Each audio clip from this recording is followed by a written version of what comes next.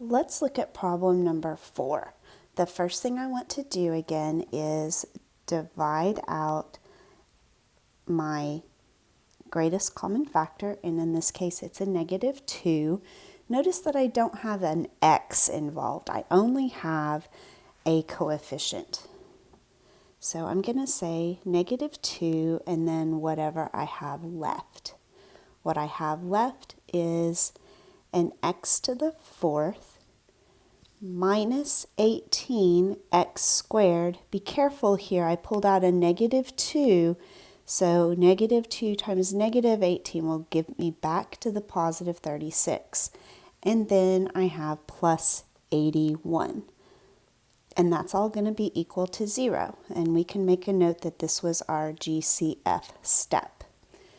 Now, from here, this one looks very similar to the one we just did, number 3. So I want you to try to do this one on your own. Here's one thing that I'm going to tell you. Because this -2 is just a plain coefficient, it does not have a variable with it, when we go to set our parts and pieces equal to 0 to solve, if you set -2 equal to 0, well, that doesn't make sense.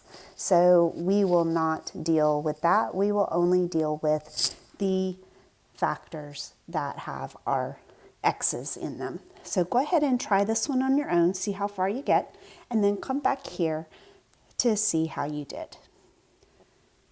Okay, let's take a look. So again, we started at this point with our GCF. The next thing you should notice is that we have 3 terms, so we're going to use an X box. The big hint was that you already saw the X box format down here. Just like the problem above, we have a quartic for our polynomial, so that means that our x's become x squareds here, and our what's normally an x squared is an x to the 4th.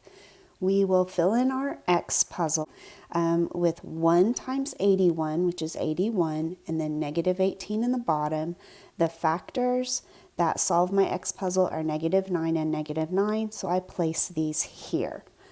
After that, I want to do my GCF, which is going to be x squared and a -9, x squared and a -9, and that's what completes my factors using my X box. So I can take these 2 factors, same factors actually, of x squared minus 9, and place those in parentheses up here along with my -2. These are both the same, and they can be factored further because these are both perfect squares and it's a difference, a negative sign. So we're going to use difference of squares and use it twice. For the first one, remember we put the x in the front, and then we say what is the square root of 9, or what 2 things multiplied together make 9, and that's a 3. One gets a plus and one gets a minus, and then do the whole thing over again for the second factor. Once we do that, we can then do a simplify step. So let's go ahead and simplify next.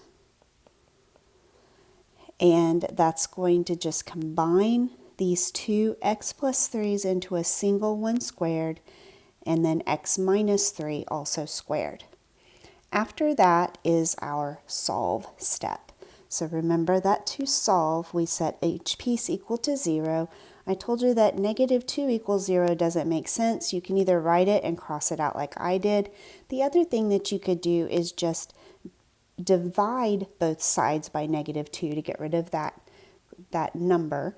And 0 divided by -2, well, that's still going to be 0.